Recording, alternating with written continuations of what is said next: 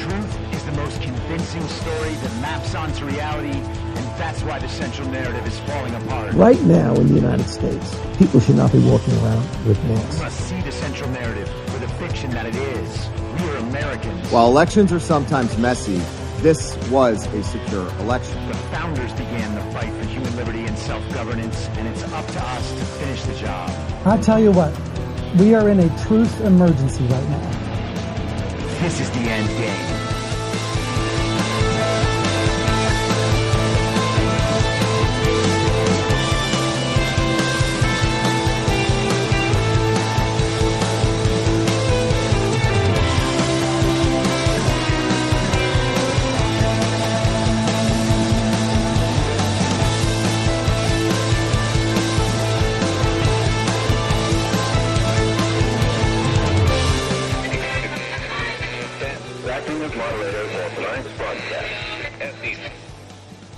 It's Friday, February 17th, 2023, the 758th day of dystopia. I'm your moderator, Chris Paul. Let's be reasonable. A warm welcome and hello to all of you listening to the podcast on the day of its release. The only way to do that is by becoming a paid subscriber at imyourmoderator.substack.com. You can do so for as little as $50 a year or $5 a month, and in doing so, you will be supporting me, the work I do, and this show as it expands. And if you can't or you simply don't want to, continue listening to the podcast for free on a wide range of podcast platforms and, of course, Rumble. All I ask is that you share it with your friends. You can find the links to the podcast, the writing, the social media, and the merch site by visiting linktree.com/I'mYourModerator. So let's talk today a bit about election fraud. And let's begin with this little clip from Tucker Carlson last night. Good evening and welcome to Tucker Carlson tonight. We haven't taken a poll, but it's possible on this Thursday evening you may be wondering what the hell is going on in our country. There are so many unanswered questions, some of them lingering. How, for example, did senile hermit Joe Biden get 15 million more votes than his former boss, rock star crowd surfer Barack Obama? Results like that would seem to defy the laws of known physics and qualify instead as a miracle. Was the 2020 election a miracle? Honestly, we don't know, and we don't expect to get an answer to it tonight.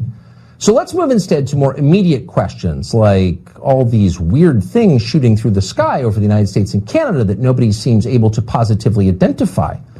Should we be worried about these things? Now, that is quite a way to kick off the show. Joe Biden received an impossible number of votes, millions and millions more votes than the crowd surfing rock star Barack Obama. How did it happen? Well, no one really knows, and no one can ever tell you. And the truth is, from our side, we should be taking more advantage of that fact. We continue to allow ourselves to be forced into making the argument that we can prove election fraud beyond a shadow of a doubt, and you choose one path toward that outcome and end up arguing that single path endlessly with a bunch of people who never checked and never cared because they wanted the election results that they were told they got.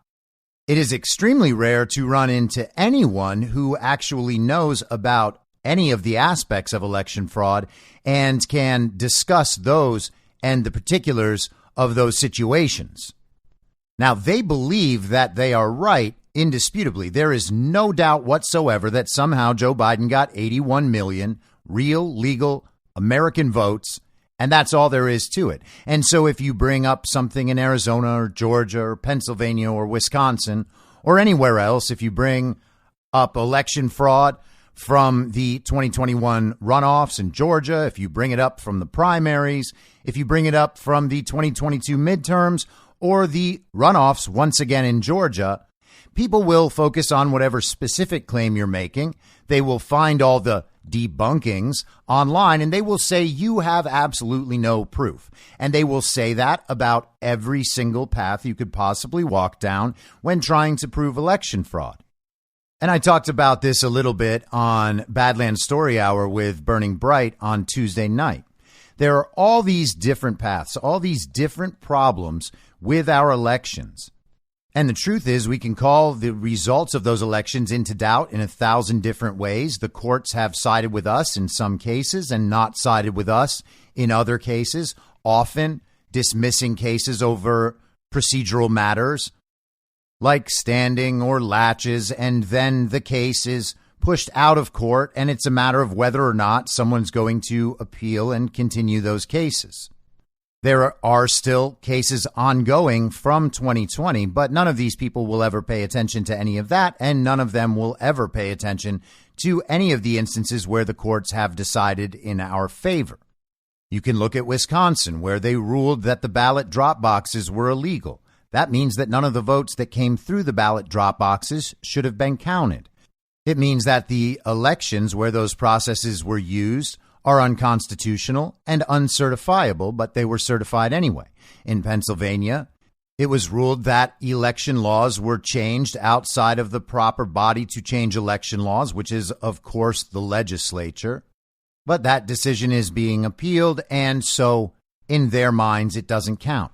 In their minds, none of the avenues toward proving election fraud actually count because they address each one of them individually, and they claim that all of these instances are in doubt. They believe the default is to side with the claim that the elections were legitimate and that Joe Biden legitimately won. And so 1,000 times on these decisions about whether or not all of these problems call the legitimacy of the election into doubt, they decide, no, you haven't proven the case beyond a shadow of a doubt to my satisfaction. And that's what they really mean. It's to their satisfaction. And the truth is, no amount of evidence, no amount of proof, no amount of logic and reasoning, deductive reasoning, will ever convince them that they might be wrong on one of those issues, because if they're wrong on one of those issues, well, then they might be wrong on all of them. But knowing this, we still find ourselves getting stuck in these arguments and unable to convince the other side. That is a problem for the other side. It's not a problem for us. The evidence is there. It is obvious. It's overwhelming. There's no way possible that the election results we see could be achieved through normal means. That's why they changed the laws. That's why they instituted universal mail-in ballots and allow for ballot harvesting, etc. The point here is what should be happening is to reverse that argument. We are not the one making the positive claim they are. They are saying that Joe Biden got 81 million real legal American votes, and they have absolutely no way to prove their case. And not only do they have no way to prove their case, they have evidence from the real world that the Democrat side has set up an army of attorneys to make sure that no one can ever check. That is an incredibly weak position for these people to take, but they believe it's the strong position because the media and the culture support it. And they believe that they see Joe Biden as a very real president who's doing very real president things. And that means that Joe Biden is therefore the president, and it's beyond dispute. The election challenges didn't work. Nothing's ever going to happen. And they are going to stick to their claim that the elections were just fine. And we should not be ceding that ground.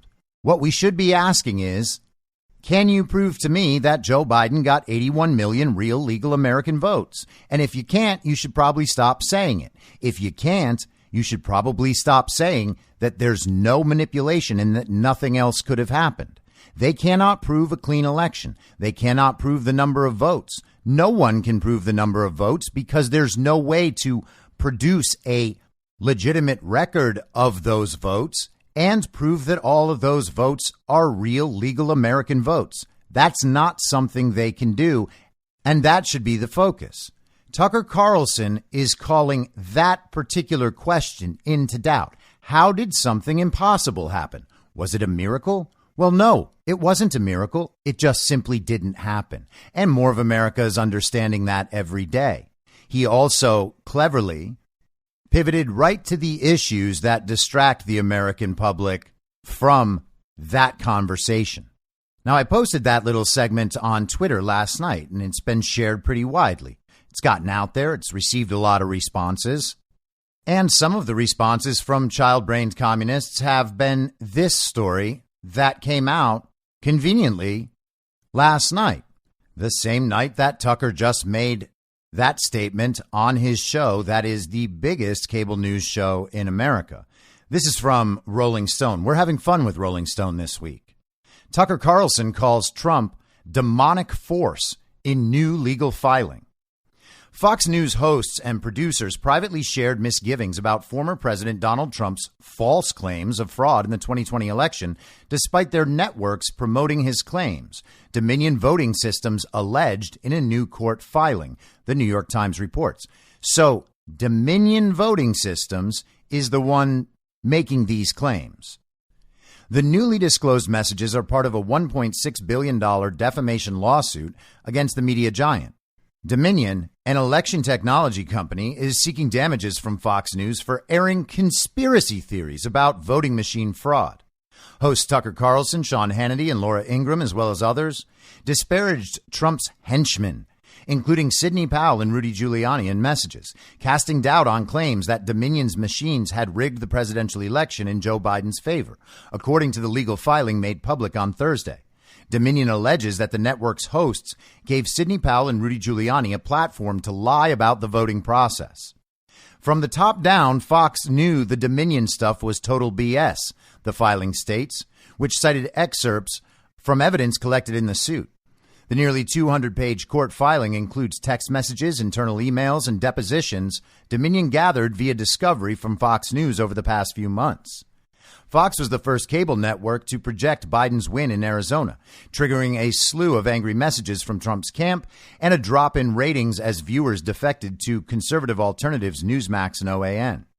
Carlson texted his producer, Alex Pfeiffer, 2 days after the Election Day 2020 warning that the network's decision to call the state of Arizona for Joe Biden on election night would have severe repercussions for Fox News. "We worked really hard to build what we have," Carlson messaged Pfeiffer on November 5th, 2020, according to the filing.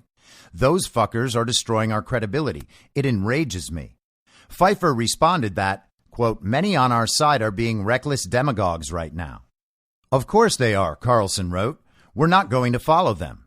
He added that Trump was good at destroying things. He's the undisputed world champion of that. He could easily destroy us if we play it wrong. On November 3rd, per the document, Carlson texted Pfeiffer that Trump needed to concede, quote, that there wasn't enough fraud to change the outcome of the election, and later texted that Powell, one of Trump's lawyers, was, quote, lying about having evidence for election fraud.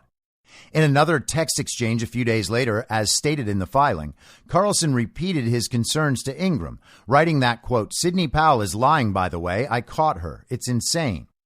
Ingraham replied, "Sidney is a complete nut. No one will work with her. Ditto with Rudy." Carlson responded, "It's unbelievably offensive to me. Our viewers are good people and they believe it."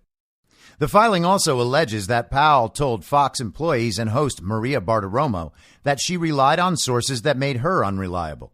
The suit states that before Powell's November 8th, 2020 appearance on Bartiromo's Sunday Morning Futures show, the evidence Powell provided to back her false accusations that Dominion manipulated the election was from an individual who described herself as, quote, internally decapitated, don't know what that means, and, quote, capable of time travel in a semi-conscious state. So, yeah, I mean, I guess, Sidney Powell is crazy? Well, that's weird. Sidney Powell doesn't seem crazy. Following a November 19th broadcast of a press conference where Giuliani and Powell echoed their false claims that the election was rigged, Carlson went on his show to say that Powell had described the single greatest crime in American history. Yet Carlson also admitted that, quote, she never sent us any evidence despite a lot of requests, end quote, and closed his show by expressing his hope that, quote, Sidney Powell will come forward soon with details on exactly how this happened and precisely who did it. The broadcast received backlash from viewers, the filing states. On January 6, 2021, Carlson messaged Pfeiffer and called Trump, quote, a demonic force, a destroyer, adding, but he's not going to destroy us.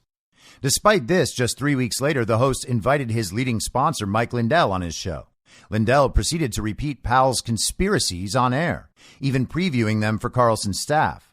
Fox, in a statement to ABC News, wrote, there will be a lot of noise and confusion generated by Dominion and their opportunistic private equity owners.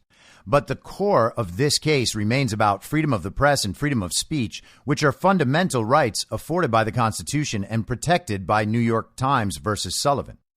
In its motion for summary judgment filed Thursday per ABC, Fox claimed that statements Dominion challenges are not actionable defamation because Fox News' coverage and commentary are not only not defamatory, but also protected by the First Amendment and New York doctrines emanating from it.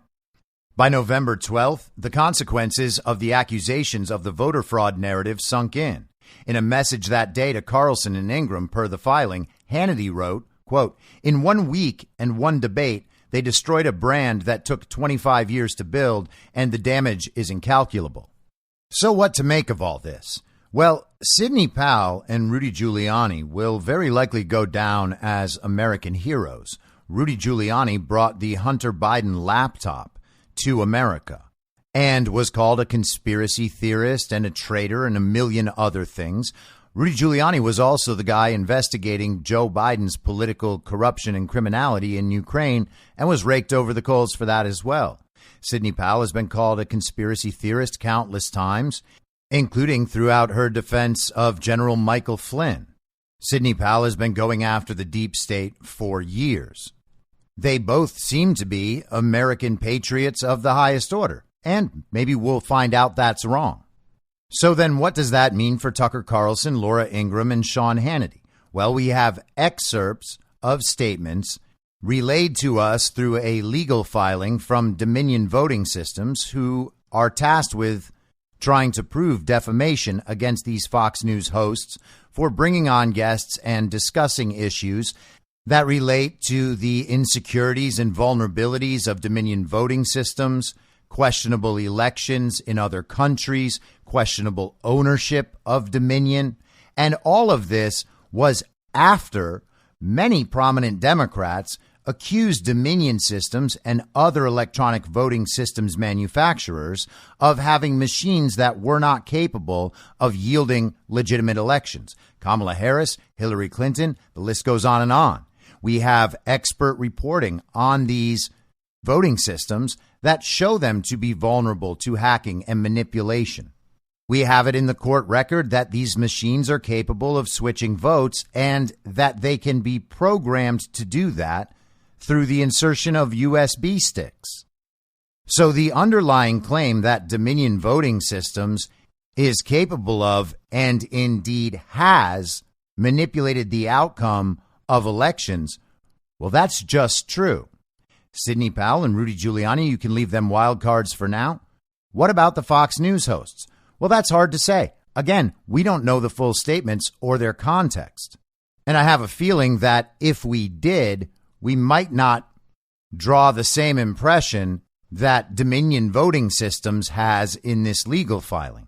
But regardless, Tucker Carlson, Laura Ingraham, and Sean Hannity thinking that Sidney Powell and Rudy Giuliani are crazy in the claims they made when they did not bring him the evidence is not in any way proof that the elections were secure and that Joe Biden actually got 81 million real legal American votes. Their opinions on Sidney Powell, Rudy Giuliani, Dominion voting systems, and election fraud don't actually matter at all when determining the truth of the underlying claims. There is nothing about Tucker Carlson, Laura Ingraham, or Sean Hannity's opinions that change whether or not Joe Biden actually got 81 million real legal American votes. Their statements may well be relevant in the legal proceedings about defamation for Fox News. I kind of doubt it. But they don't say anything about election fraud, and posting that story does not refute election fraud. It also doesn't refute what Tucker Carlson just said on his show last night, although the timing is very interesting. Now, is Tucker playing us for fools by bringing this stuff up and never really hammering the case home? I suppose that's possible. I see that as an outside chance, but it's possible. It's also possible that Tucker is walking a fine line relative to this lawsuit and to Fox News. And that's not a line I respect, by the way. I think that Tucker Carlson and everyone else should have been out there blasting election fraud news and analysis every night for the last 2.5 years. But they haven't done that, and it's at least possible that the reason they're not doing that is because there is a much larger narrative play going on here, and I'm fairly convinced that's true, but it remains to be seen. Regardless, there is still no real-world support for the idea that Joe Biden received 81 million real legal American votes, and if you want to take the advantage in arguments with people about election fraud, make them prove that case. Because if they can't prove that case, if they just believe that Joe Biden received 15 million more votes than we were told Hillary Clinton received in 2016, they should be able to justify or explain that in some way. But the truth is, no one is allowed to check, so they can never justify or explain that in any way. It wasn't mail-in balloting that allowed so many more people to participate in the election. That is a preposterous answer, and it's anti-factual. There are states that have all mail-in elections, like Washington. It doesn't increase the total voter turnout by 20% ever, especially not in a pandemic year, and especially not with a candidate who campaigned from the basement. And oh, I know they came out to vote for Joe Biden because they just hated Donald Trump so much. Except if that's true, how did Donald Trump get 12 million more votes than he got in 2016? How did the total turnout for the 2020 election increase by a full 20%? Who were those 27 million new voters who just didn't bother to vote when it was Trump and Hillary? Those people don't exist. So let's turn to Georgia. This happened yesterday as well. We're going to get the commie version, and then we can talk about the flip side. This is from Huffington Post. Georgia grand jury finds no evidence of widespread fraud in 2020 election. A Georgia grand jury found no evidence of widespread fraud in the 2020 election there, undercutting the rationale for former President Donald Trump's attempts to overturn his loss in that state, according to excerpts released by a judge Thursday. The excerpts released do not spell out what charges the 23-member panel recommended to be filed against which individuals, although they do believe that some of the 75 witnesses who appeared before them lied under oath. A majority of the grand jury believes that perjury may have been committed by one or more witnesses testifying before it, jurors wrote. The grand jury recommends that the district attorney seek appropriate indictments for such crimes where the evidence is compelling. The panel, which probed Trump's actions to coerce Georgia officials into falsely declaring him the winner of the state, finished its report for Fulton County District Attorney Fani Willis prior to its dissolution last month. In the portions made public, the grand jury explained that it had heard testimony from witnesses and reviewed documents and other evidence over a 7-month period starting last May. It acknowledged the panel did not include any election law experts or criminal lawyers and advised Willis to pursue criminal charges they may have overlooked. They also refuted Trump and his allies' claims that he had actually won the state. The grand jury heard extensive testimony on the subject of alleged election fraud from poll workers, investigators, technical experts, and state of Georgia employees and officials, as well as from persons still claiming that such fraud took place, they wrote. We find by a unanimous vote that no widespread fraud took place in the Georgia 2020 presidential election that could result in overturning that election. But that, of course, was not what the jury was designed to figure out, nor does that claim mean anything at all.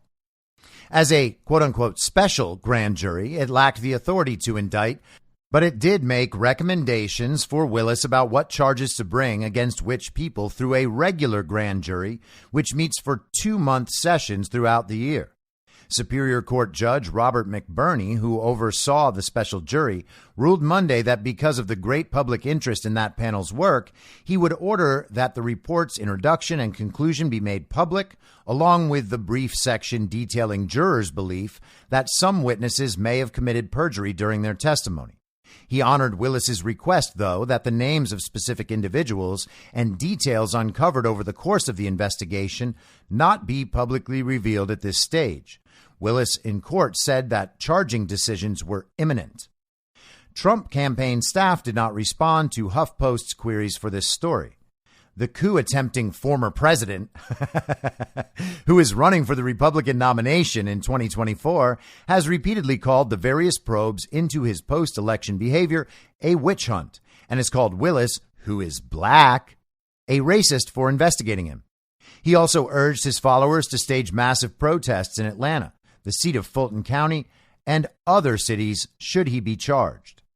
In Georgia, prosecutors in Willis's office have focused on Trump's attempts to reverse his 2020 loss to Democrat Joe Biden there and award him the state's 16 electoral votes as part of his broader fake elector scheme to pressure his own vice president into awarding Trump a second term. And they got to get the entire central narrative in there. Trump has no claim about any of it. It's all fake. He knows it's fake, and he was trying to overthrow our democracy.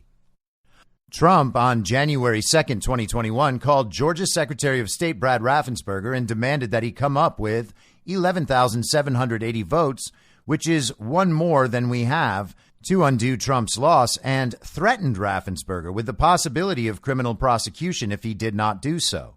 The call was taped by Raffensperger's office and released to the Washington Post, which sparked the criminal investigation. Now, again, if you listen to that call in its entirety, it is very clear that Donald Trump has overwhelming evidence that Georgia's elections had problems, and the Georgia Secretary of State's office would not supply the information to refute Donald Trump's claims. Trump said there are all these different ways that we can prove enough illegal votes to overturn the result of this election. So go ahead and choose one, Brad. Choose one of these different ways, and let's get this done. Anyone who listens to that call in full will know that beyond question. But of course, the media knows that nobody generally has listened to it. And of course, they don't feel the need to because it's already been reported to them. So they can just keep repeating this claim over and over and over, as has been done for 2 years and almost 2 months now, despite it not being remotely true. 4 days later, Trump incited a mob of thousands of his followers whom he'd asked to come to Washington, D.C. on the date of Congress's election certification ceremony in a last-ditch ploy to pressure Mike Pence. The attempt failed, with Congress certifying Biden's win. Trump's actions, though, caused the deaths of 4 Trump supporters and 5 police officers, with another 140 officers suffering injuries defending the Capitol building from his mob. Now, once again, Trump's actions did not cause the deaths of any police officers. They're talking about 4 suicides and Brian Sicknick's death that came a day after the very violent insurrection, and as medical examiners ruled, had nothing to do with the insurrection. Trump is also under investigation by the Department of Justice for his fake elector scheme, as well as for his unrelated refusal to turn over top secret documents he took with him to his Palm Beach, Florida social club, despite a subpoena requiring him to do so. So this is the Huffington Post. Virtually none of their factual claims are true, and so naturally they draw all the wrong meaning out of whatever story they're telling. It's impossible to come to proper and logical conclusions when all the premises you're basing the conclusion on happen to be false. So let's get the other side of the story. This is from PJ Media yesterday. Fulton County's Trump grand jury probe was a waste of time and money. On Thursday, a judge in Fulton County, Georgia, released portions of a grand jury's report on its investigation into Donald Trump's alleged attempts to interfere with the results of the 2020 presidential election in Georgia. The grand jury was impaneled to investigate a specific issue: the facts and circumstances relating directly or indirectly to possible attempts to disrupt the lawful administration of the 2020 presidential elections in the state of Georgia, reads the report.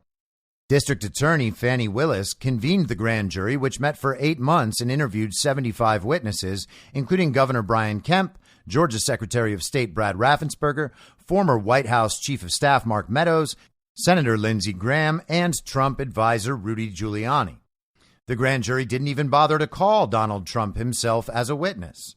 It's unclear whether Willis thought she had the goods on Trump and could bring him down, or whether she called for the grand jury to bring attention to herself and even position herself for higher office. It all smacks of the narrative of, quote, the walls are closing in on Trump that we've heard for years. The trouble is that the grand jury's findings were a bit of a nothing burger. The grand jury had a tall order on its hands, and Willis tasked it with looking for evidence to charge a litany of crimes, including criminal solicitation to commit election fraud, making false statements to state and local governmental bodies, conspiracy, racketeering, violation of oath of office, and involvement in violence or threats related to election administration. Instead of the walls closing in on Trump, his administration, or even Georgia Republicans, what the grand jury brought us was something like, we think there might have been some perjury, not exactly a barn-burning investigation. Even the adamantly never Trump cuck Eric Erickson wrote, the special grand jury in Georgia is pretty much a dud. And he goes over what they were looking for and then says, what they come away with is recommending possibly 4 indictments for perjury. That's it. And Trump didn't participate with the grand jury, so he can't be one of the 4 people. A grand jury and its alternates met for 8 months, called dozens of witnesses, and exhausted taxpayer resources at the behest of a grandstanding district attorney. There's no telling how much this investigation cost the taxpayers of Fulton County, but it's painfully obvious that it was a waste of money. Granted, the Fulton County Trump investigation wasn't the immense dog and pony show that the January 6th committee was, even though it had largely the same goal of bringing down or besmirching Donald Trump. The potential for perjury indictments also means that the Fulton County investigation may have more to show for it than the January 6th committee, and more to offer than just putting Fani Willis's name in the headlines. None of that means that Fulton County taxpayers' money was well spent, and it doesn't relieve Willis of the responsibility to account to the citizens of Georgia's most populous county how she spent their money. She really should explain herself. And isn't it amazing that the propaganda media chooses to focus on the fact that the members of the grand jury voted unanimously that there was not enough widespread fraud to overturn the results of the election? But that doesn't mean anything. That doesn't mean anything more about whether or not election fraud happened in Georgia than Tucker and Laura and Sean Hannity's statements on Sidney Powell and Rudy Giuliani. It is a totally separate issue. It doesn't even make sense that the grand jury would vote on that, which should tell you that they probably only did that for the headline. And that's why that's the only headline that's going out there. Some people might have committed perjury. Okay, well, who are those people? Are those the people on the side that stole the election? Are they the ones who may have committed perjury? Maybe we'll find out. But it's likely that Donald Trump knows more about this than the writers of the Huffington Post. And so he discussed this on Truth Social yesterday, in addition to posting this very article from PJ Media. His statement reads as follows. The long-awaited important sections of the Georgia report, which do not even mention President Trump's name, have nothing to do with the president because President Trump did absolutely nothing wrong.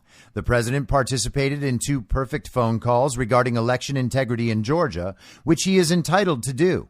In fact, as president, it was President Trump's constitutional duty to ensure election safety, security, and integrity.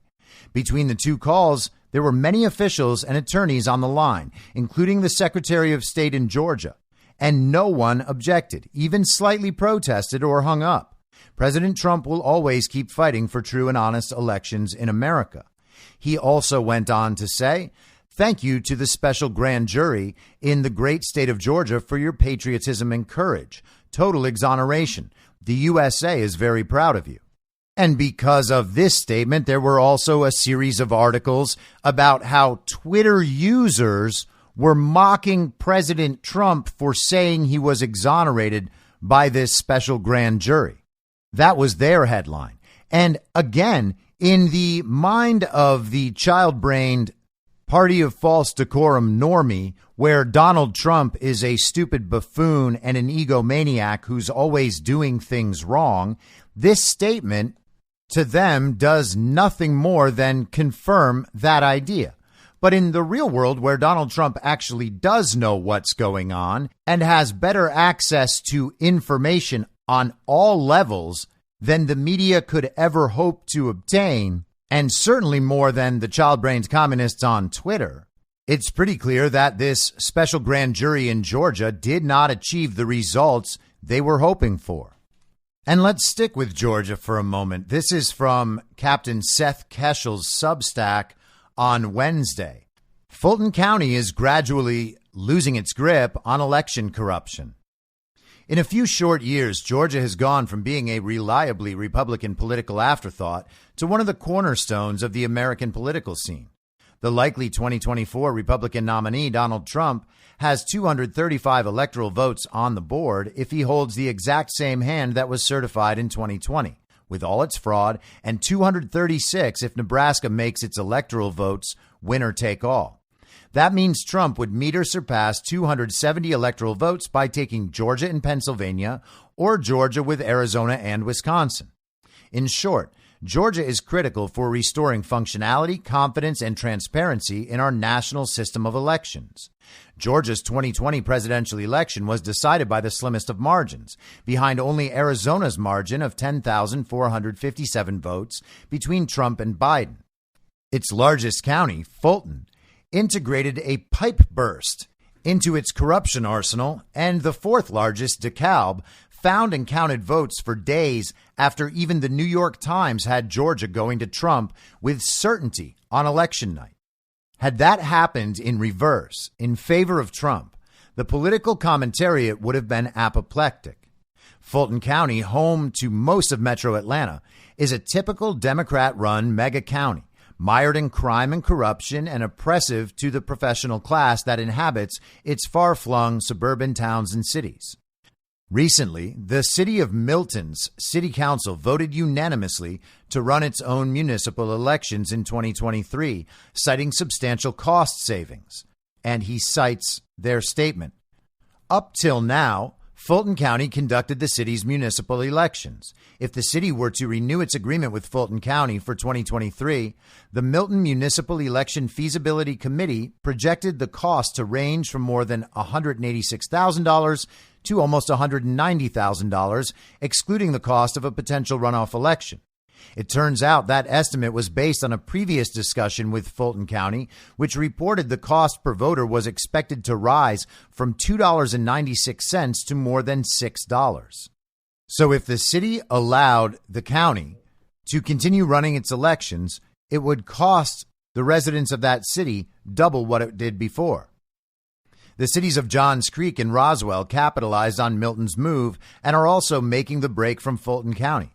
Georgia sources report that Alpharetta and Mountain Park are also branching away from the county and its burdensome costs to administer its, Fulton's, brand of third world elections in their respective politically moderate cities. This separation is the first step toward providing the transparency that is needed to bring about confidence in elections once again. You may be reading this and thinking, well, these changes are only for municipal elections. But now that these cities are taking ownership of their own election administration, the window of opportunity for repairing public trust has opened widely. This opportunity of seizing back control in Fulton County extends to the long-sought banishment of voting machines, allowable by an obscure law. And he cites the law. It's Georgia Code Section 21-2-334. And the citation. If a method of nomination or election for any candidate or office, or of voting on any question is prescribed by law, in which the use of voting machines is not possible or practicable, or in any case at any primary or election, the number of candidates seeking nomination or nominated for any office renders the use of voting machines for such office at such primary or election impracticable, or if, for any other reason, at any primary or election the use of voting machines wholly or in part is not practicable, the superintendent may arrange to have the voting for such candidates or offices or for such questions conducted by paper ballots. In such cases, paper ballots shall be printed for such candidates, offices, or questions, and the primary or election shall be conducted by the poll officers, and the ballot shall be counted and return thereof made in the manner required by law for such nominations, offices, or questions, insofar as paper ballots are used. So the point here is that Georgia law already allows for the cities to use paper ballots if the determination is made that machine voting is not practicable. If the municipalities continue this path, it is indeed earth-shaking news.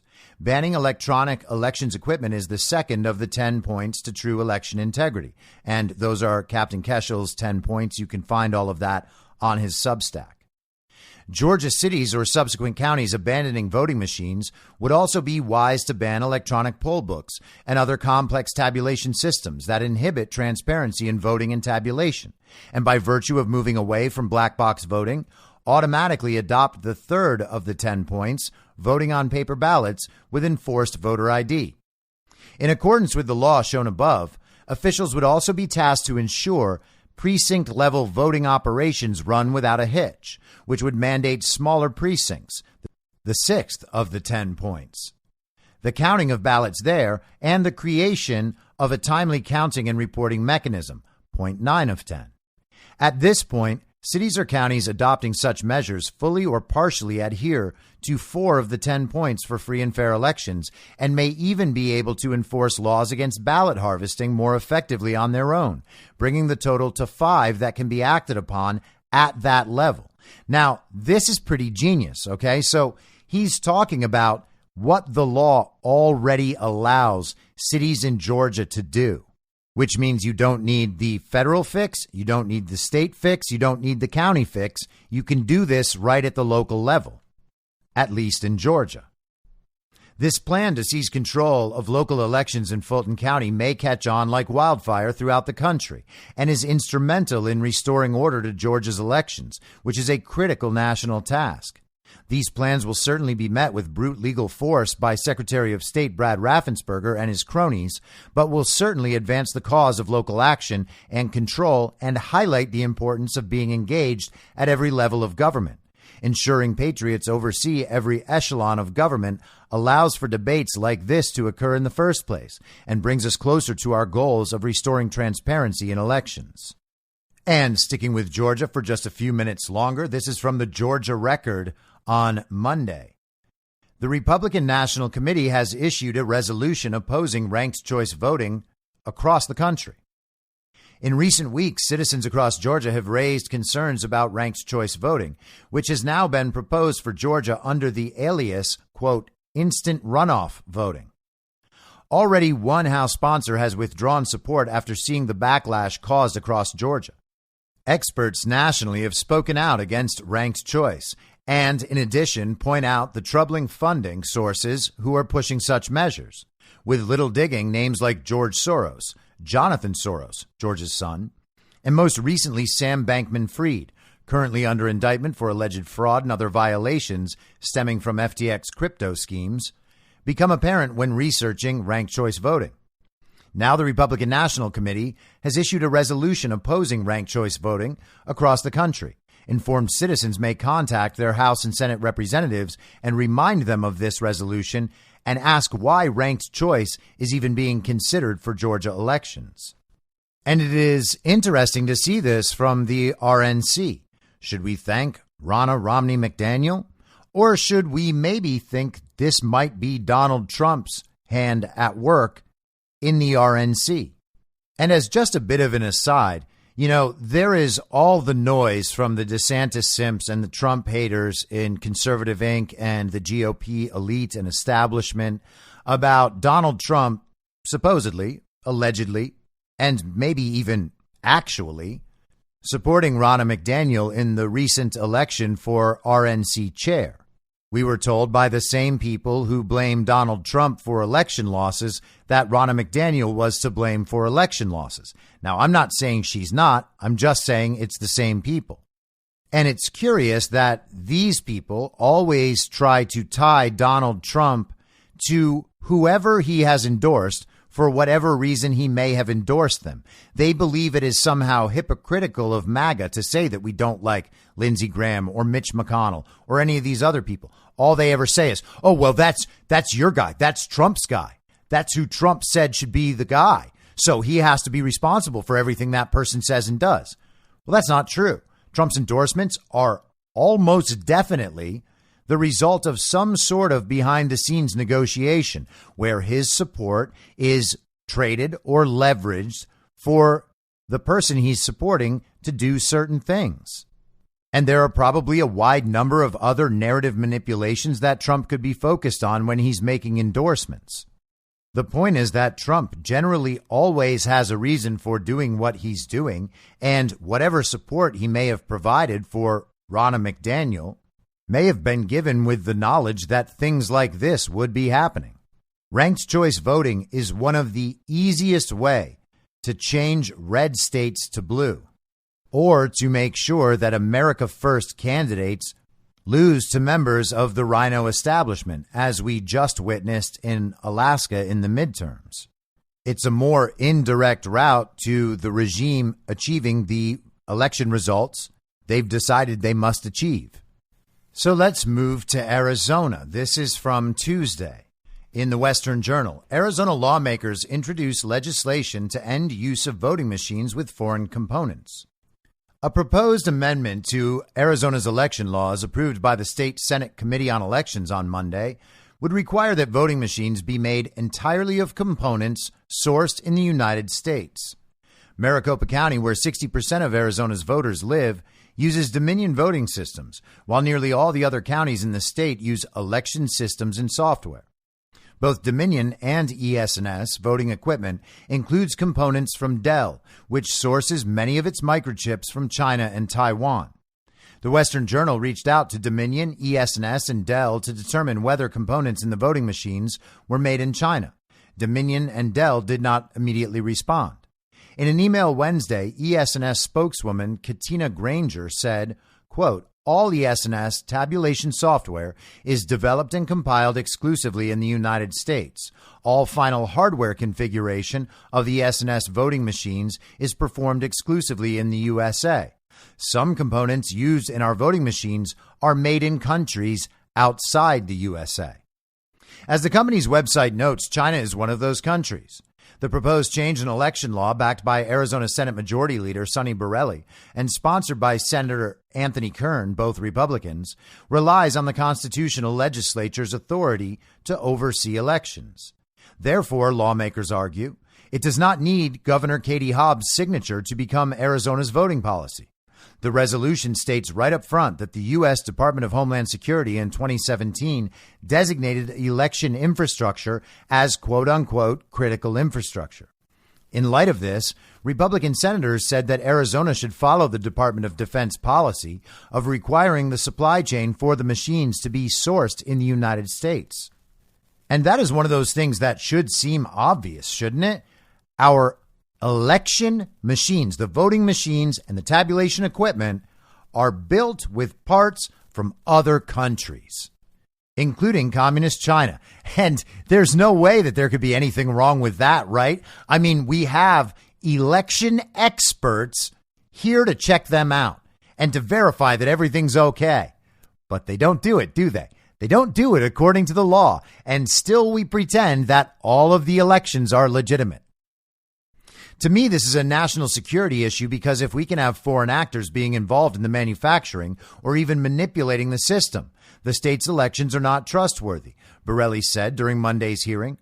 The voting machine systems in Arizona contain components that are manufactured and assembled or tested in foreign nations such as China, which pose a direct threat to the United States.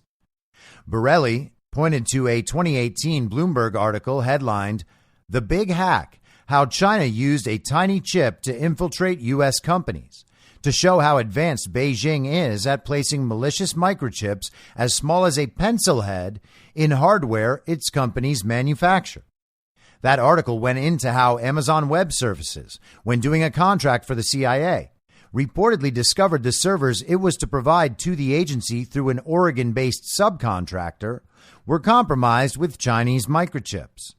Apple also reportedly had a similar problem with malicious microchips in hardware made in China. Both Amazon and Apple denied they had been compromised, but Bloomberg reported that numerous former and current government officials from both the Obama and Trump administrations offered specifics about the investigations. Borrelli noted, There have been problems in electronic tabulators in recent elections and vulnerabilities identified by the Cybersecurity and Infrastructure Security Agency that have not been adequately addressed. And the article goes on. Now, I, of course, posted this on Tuesday, and it went around, and even people on our side were like, well, that's not going to change anything, because that's what black people say to every bit of good news that they ever receive. It's not all the way there, therefore it's not worth anything at all, and I'm still mad. Okay, be still mad. It's a anger-inducing situation, all right? Being mad is a proper result for a certain amount of time. It might even be part of a normal reaction for the whole time. I'm still mad about 2020, at least in certain ways. In other ways, I'm kind of happy that it happened so that we could find out what our country is really like and what our elections are really like and how long they've been stolen from us for, so that maybe we can actually fix them instead of just having Republicans in office. Because if they're not America first, the little R next to their name doesn't actually mean anything. And they say things like, well, Katie Hobbs is never going to sign that. Well, first of all, Katie Hobbs is illegitimate. But second of all, the Senate resolution doesn't require Katie Hobbs' signature. Here's Wendy Rogers on War Room Tuesday explaining. Phoenix morning. We had our Senate Elections Committee meeting yesterday, which we have every Monday, and we passed a Senate concurrent resolution through the committee, which reclaims our plenary power per the United States Constitution to oversee federal elections. We also passed through committee a Senate bill, which will ostensibly reclaim our power to oversee state elections. Now, the one that's the Senate current resolution is something that the governor has no say in. That is, we, the state legislature, which can claim our plenary power back. The Senate bill, wherein we would oversee statewide elections, of course, does need the governor to sign it. So that's the first part. And sorry about the sound issues. That is not on my end. There's nothing I can do about it. But there are a few things going on here. And Katie Hobbs, the quote unquote governor, has no involvement whatsoever in one of the parts. But let's hear a little more. I think what people are here's what people need to understand. You're already in appeals court. You're in appellate court in Arizona right now, fighting over the very legitimacy of Katie Hobbs with Kari Lake. There's still people that are hugely upset about 2020. How does this walk us through the game plan? How does this help to clarify what the issues are in Arizona? Because if Arizona is not sorted out by 2024, we're going to have another disaster on our hands.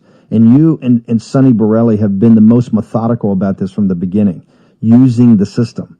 But walk people through how they can have confidence in the system to correct itself. Well, you bring up very good points. We're doing everything we can to pass various bills through. And I have every faith that the appeals court, if not the appeals court, rather, the state Supreme Court will rule justly. And so, yes, this is sort of a parallel rail, if you will. And I get asked this all the time, especially up in my district on various rural radio stations. Senator Rogers, you represent 4 other counties other than Maricopa County. What hope do you have of getting any of this legislation passed? And my answer is twofold. Number one, I was voted in by 27 percentage points to do the very thing that I'm doing, which is represent my constituents and make sure that my voters were not disenfranchised. And number two, you never know everything that will happen in terms of Kari Lake being instated as governor. And so we have to work in parallel and in real time to put into effect what might happen. It is our charge. It is our obligation as the state legislature to do this irrespective of what else is happening. And also, the state legislature arguably is the strongest of the 3 branches of government. It was designed that way. So I like what she's saying about these 2 paths, and that's something that I've been talking about ever since January 2021. We have to walk down 2 paths all the time. We have to play their game, the normie game, and try to make progress within the system as it exists in Normieville. and also understand that the system as it exists in Normieville is illegitimate at the same time, which means we need to pursue multiple avenues at once in order to rectify things. She said right there, we don't know what's going to happen with the Kari Lake case. Kari Lake may well end up the governor of Arizona still. And in that case, the Arizona legislature has already prepared the legislation that Kari Lake could then sign. So they need to act both within the current status quo and to prepare for the potential future that may well be coming.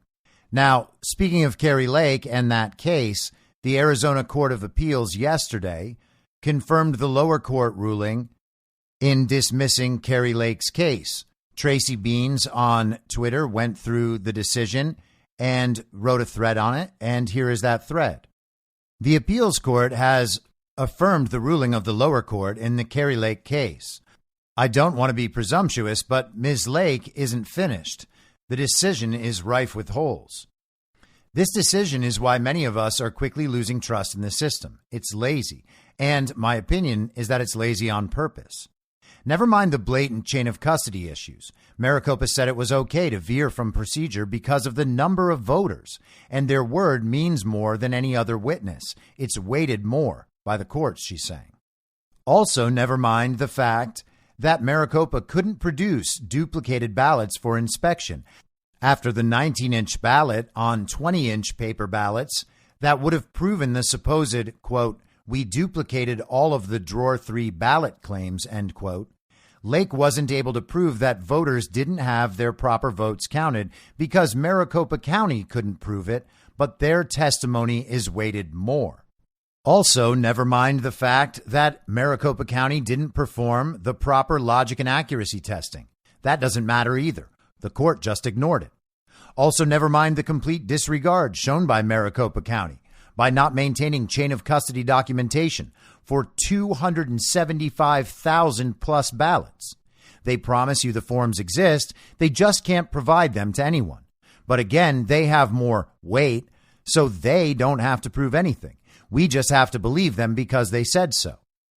Absolutely never mind the perjury by Stephen Richer, who, by the way, is the Maricopa County recorder, on the stand, and the fact that Maricopa County and Hobbs were attempting to hide from Arizona voters that they had 19-inch ballots printing on 20-inch paper, only in the places they already knew were heavy Republican areas. There were 7,000 ballots rejected by the machines every 30 minutes from 6 to 8 p.m. on Election Day. But never mind that, because as per the appellate court, Lake's math isn't good enough. Never mind the evidence presented to the Arizona Senate about the absolutely abysmal signature matching issues. The court pretended Lake was arguing process for verification when she wasn't. She was arguing they did not follow process. The court lazily conflated the two and glossed right on over the affidavits of dozens of employees who blew the whistle on the issues. These were workers.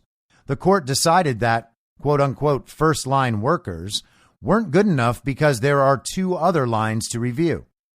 Even Maricopa took a giant dump all over their dedicated first line verification team, saying they aren't trained well enough to know.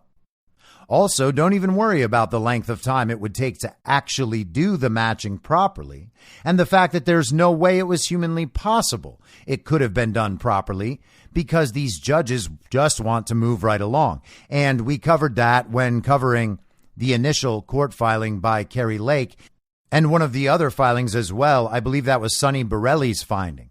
And they showed that they had an AI-based signature verification model where the hired signature verifiers would have to approve or disapprove of what the computer told them was the right answer. And they were doing this at a rate to have actually accomplished this entire task and had human review over the signature verification. There's no way that could have possibly happened in the time that they said it happened in. Like a genuine physical impossibility. There's no way they could have possibly done it in the allotted time. I have every intention of doing a side-by-side of the actual facts versus the absolutely lazy opinion of this court, who frankly rejected this appeal because they are scared and don't want to deal with the fallout. It will escalate and escalate again, and thank goodness we have a fighter in Kari Lake to keep it going. Next stop is the Arizona Supreme Court. She writes, I am known for calling BS when I see it. I have absolutely decimated wildly popular suits in the past because they wouldn't hold up in court. I haven't been wrong on that yet. But this suit has evidence, it has merit, and the courts seem to want challengers to dance around some fake and weak version of latches. When exactly would be the right time to file a suit about an election? Judges, when? I hope Kari Lake runs for president. That's how I'm ending this short thread. They have stolen our vote, and she stands as the last viable person with a chance to fix it. Now, she may stand as the last viable person with a chance to fix it in terms of the 2022 midterms. But as much as I love Kari Lake, I do not think she should be running for president in 2024. And I'm not exactly sure why Tracy Beans is claiming that she should, particularly a few weeks after she joined the chorus of people calling for Donald Trump to say the thing they want him to say about the vaccines. Now, I don't know where she's coming from on all of this, and I don't believe that she has bad intentions, but I will say this. If you think that someone other than Donald Trump should be the nominee in 2024, and you know that the election in 2020 was stolen, in some way, at some point, you are basically accepting the stolen election and now complicit in the instance where that election is not rectified and the people involved are not brought to justice. And justice is not done until Trump is restored. He won that election. He is the duly elected president, and he must be restored. Any other option by choice makes you complicit with the election fraud. You cannot just simply accept the usurpation of the American presidency and just move on arguing political expediency. Oh, this person can get elected and Donald Trump can't. Well, first of all, Donald Trump has already proven that he can get elected. And there are more people on his side understanding his claims than there ever were in the past. It doesn't make any sense for the DeSantis simps and whoever else to be pretending that Ron DeSantis is more electable and that is somehow a reason for DeSantis to be the guy. There is only one, the guy. That's Donald Trump. Anything else is an acceptance of the 2020 election outcome, and that cannot be done. That is literally handing the game to the enemy. And as for DeSantis himself, there seems to be a new person joining the chorus of DeSantis simps online, and it's none other than George Soros. He said, "My hope for 2024, Trump and Governor DeSantis of Florida will slug it out for the Republican nomination. Trump has turned into a pitiful figure, continually mourning his loss in 2020. Big Republican donors are abandoning him in droves. DeSantis is shrewd, ruthless, and ambitious. He is likely to be a Republican candidate." Now, that's not exactly an endorsement from George Soros, but it is the same narrative being spun by Con Inc. and the DeSantis simps. Donald Trump is toast, and the big, powerful Ron DeSantis is going to step in there. Well, George Soros would love that, and the DeSantis simps would love it. But Ron DeSantis hasn't given any indication yet that he is going to run. If he does, good for him. He'll get destroyed. But hopefully he doesn't. Hopefully he remains loyal to Donald Trump, and maybe he's the guy in 2028. Maybe Kari Lake's the guy in 2028. We don't know about those things yet, and there's no point in talking about them. The 2024 election is a year and 9 months away. There are so many things that can happen over that time. Think about the difference between right now and a year and 9 months ago, early 2021, when all we could hear about was vaccine mandates and the very violent insurrection. Things do change, and it's important to remember that. Donald Trump is not going anywhere, no matter how much the DeSantis simps or George Soros want him to. And so people will continue their claims that the 2020 election was legitimate and that all of us are crazy and we are telling the big lie and we are domestic terrorists. But none of that at all changes the underlying reality, which is there's no way Joe Biden got 81 million real, legal American votes, and there's not a person on the planet that can prove he did. I'll be back on Monday at the same reasonable time on the same reasonable podcast network. I don't have a network. Masks and lockdowns don't work. They lied to you about a pandemic, and Joe Biden will never be president. In my mind, that's the end game. If you're listening to this episode for free, you can support me and support the show and the work I do by signing up for a paid subscription at imyourmoderator.substack.com. You can do so for as low as $50 a year or $5 a month. Comes out to under $0.25 per episode, and you'll blast right through the paywall for all of the writing. The merch store is www.cancelcouture.com, and you can find everything else by heading to Linktree. Linktree.com/I'mYourModerator. And I'll see you soon out on the range.